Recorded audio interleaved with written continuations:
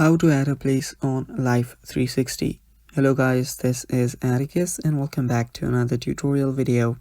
In today's video, I'll teach you guys how you can add a place on Life 360 app.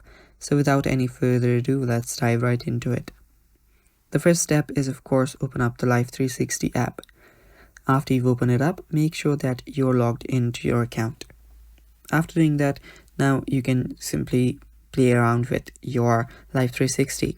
To add a location, what you'll need to do is swipe up on this option here, and under there you'll find an option that says add places.